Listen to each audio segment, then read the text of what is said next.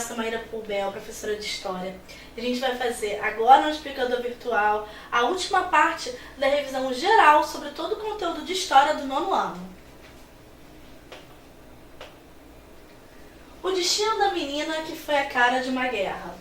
Ela se transformou no símbolo da Guerra do Vietnã. Hoje, Pan Tin Kin Phuc, obviamente, gente, eu não sei se essa é a pronúncia certa, tá? Ainda carrega as marcas do bombardeio, mas se esforça para superar o trauma. A bomba foi lançada sobre seu vilarejo quando tinha 9 anos, por soldados do Vietnã do Sul contra tropas norte-vietnamitas. A operação foi coordenada por militares americanos. No regime comunista, Pan obteve autorização para estudar medicina em Cuba, onde conheceu seu marido. Na viagem de lua de mel, o avião fez uma escala no Canadá, de onde o casal nunca mais saiu. Nos anos de 1990, a vietnamita passou a atuar como ativista de direitos humanos, tornou-se embaixadora da Unesco e criou uma fundação. Até hoje, Pan se lembra dos comentários do então presidente americano Richard Nixon, que duvidava da autenticidade da foto que correu o mundo, na qual ela foge nua após o ataque com bomba de napalm. Então, essa foto foi a foto que ficou famosa dos ataques, né? Uma foto que rodou. Quando você pensa nessa guerra do Vietnã, lembra dessa foto. A Guerra do Vietnã no Sudeste Asiático foi um dos conflitos mais sangrentos do século XX, estando diretamente relacionado às tensões do contexto internacional na década de 60 e 70. Identifique um fator que caracteriza a Guerra do Vietnã como um conflito típico de Guerra Fria. Quando a gente fala em conflito típico de Guerra Fria, a gente está falando daquele conflito que tem, por um lado, o bloco capitalista, do outro lado, o bloco socialista. Quando você tem Estados Unidos e União Soviética polarizando ideologicamente e procurando influenciar outros países para se adequar, para se alinhar à política deles. Então, depois da Guerra da Indochina, que era essa região de colonização francesa, você forma novos estados nacionais, entre eles República do Vietnã do Norte e Vietnã do Sul. Você tem de um lado um socialista, do outro capitalista. Então, por isso que você põe dentro dessa questão de estar dentro da Guerra Fria, porque sofreu influências de ambos os blocos e também daquelas principais potências que lideravam esse mundo bipolar. Por isso que você pode dizer que está dentro de um combate típico de Guerra Fria. A charge de J. Carlos na capa da revista Careta representa a ofensiva dos aliados em julho de 1944, que delineou os rumos da Segunda Guerra Mundial. No que se refere às relações internacionais, a vitória dos aliados provocou mudanças que tiveram como um de seus efeitos. Primeiro, olha aqui a figura. Você vê alguém como se fosse representando Hitler, olha aqui a suástica, né, no braço. E um bloco compressor passando por cima dele dos países vencedores, dos países democráticos. Então você vem para cá para as respostas. Extinção dos regimes totalitários, redefinição da ordem geopolítica, controle do expansionismo tecnológico, multipolaridade das relações diplomáticas. Aqui, a princípio, você pode cair na tentação de querer marcar a extinção dos regimes totalitários. Por quê? Porque você está vendo a figura de um totalitário sendo esmagado. Só que, primeiro, foi assim, acabou, nunca mais teve regime totalitário no mundo? Não, a gente sabe que não é bem assim. E segundo, quando a questão está botando no que se refere às relações internacionais, está perguntando como que esse mundo vai ficar configurado após isso. Então, está falando sobre o quê? Sobre a redefinição da ordem geopolítica. Aquela polaridade que existia entre vários países ali europeus, depois da Segunda Guerra, tem toda uma redefinição com a bipolaridade entre Estados Unidos e União Soviética. Então, a gente tem como resposta certa, aqui ó, a letra B, redefinição da ordem geopolítica. 14. Ao pedir que o povo votasse contra, pontinho, pontinho, no plebiscito de 6 de janeiro, eu falo pontinho, pontinho, porque eu me lembro quando eu era pequena e a professora ia ditar essas questões, ela falava isso. Ao pedir que o povo votasse contra, pontinho, pontinho. No plebiscito de 6 de janeiro de 1963, o governo de João Goulart pretendia obter maior poder e legitimidade política para promover ... Então, ali está pedindo para você completar a frase com o que seria correto.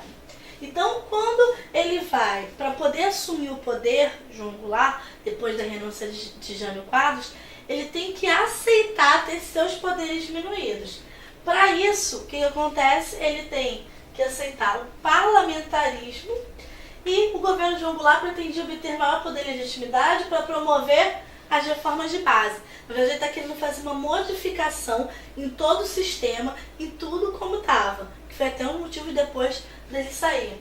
Então, primeiro, o colégio eleitoral, eleições livres e diretas, não assumiu mesmo o vice. Lei de segurança nacional e democratização política, não. Seu impeachment e abertura da economia, não. E emenda institucional, não. Na verdade, você vai completar aqui, ó, a pedir que o povo votasse contra o parlamentarismo. No plebiscito de janeiro de 63, o governo de João Goulart pretendia obter maior poder e legitimidade política para promover as reformas de base. Então, a gente tem como resposta certa a letra A. Com relação ao regime militar brasileiro, relaciona as características políticas e econômicas de cada governo expressas no bloco inferior com o respectivo presidente, constante no bloco superior. É aquele velho esqueminha de relaciona as colunas, sabe? Vamos fazer o seguinte, a gente pega aqui embaixo e identifica qual foi o presidente. Então, olha, alinhamento com os Estados Unidos e recessão econômica. Quem fez isso aqui foi o Castelo Branco. Então, você vem aqui, ó, só para se guiar, põe o 4. Crise econômica e abertura política. A abertura política foi o Figueiredo. Então, você vem aqui, ó, e já marca o 2. Repressão política e o milagre econômico. O milagre econômico vem com quem? Com Médici. Divergência com os Estados Unidos e projetos estratégicos. Você tem o Geisel. Então pensa, olha só. 4, 2, 1, 3. Você teria como resposta certa a letra B. Mas vamos lá. Vamos fazer o seguinte. Um por um, para você conseguir decifrar e decorando. Alinhamento com os Estados Unidos e recessão econômica. Isso. Governo do Castelo Branco. É quando você vai ter, no contexto de Guerra Fria, um alinhamento total do Brasil com a política americana. Crise econômica e abertura política. Figueiredo. É quando o milagre econômico já acabou, não tem mais milagre nenhum, e você começa a abrir aos poucos a política. Repressão política e o milagre econômico. O grande pai do milagre econômico, daquela economia se desenvolvendo muito bem, é o Médici. E por fim, divergência com os Estados Unidos e projetos estratégicos. Você tem então o Geisel. Sendo a resposta certa, 4, 2, 1, 3. 4, 2, 1, 3, letra B. Após a morte de Tancredo Neves, a Rede Globo exibiu uma edição especial do Jornal Nacional sobre a doença e falecimento do presidente eleito, intitulado O Martírio do Dr. Tancredo. O suposto caráter heróico do presidente foi destacado. Era um homem público predestinado, um homem que tinha uma missão e queria cumpri-la a qualquer custo, comentava Sérgio Chapelain.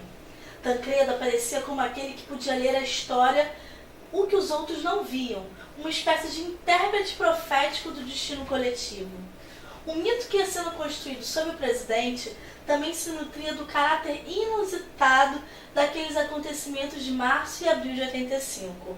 Além da internação na véspera da posse e de uma relativa melhora no domingo de Páscoa, Tancredo morreu no dia de Tiradentes. Então é uma questão que você vê que está falando sobre Tancredo Neves.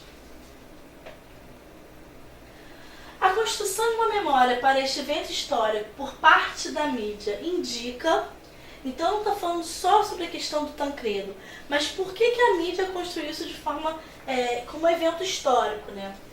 Ao ser eleito pelo voto direto, Tancredo Neves, vamos lá, Tancredo não foi eleito pelo voto direto, ele foi eleito por um colegiado. Então aqui, ó, você já sabe que ele não foi eleito por voto direto. Ao ser consagrado pela Rede Globo como uma espécie de messias republicano, Tancredo Neves foi representado muitas vezes como o maior responsável pela transição para a democracia no Brasil, em uma perspectiva personalista da história. Perspectiva personalista é quando você escolhe um personagem e elege ele dentro daquela história.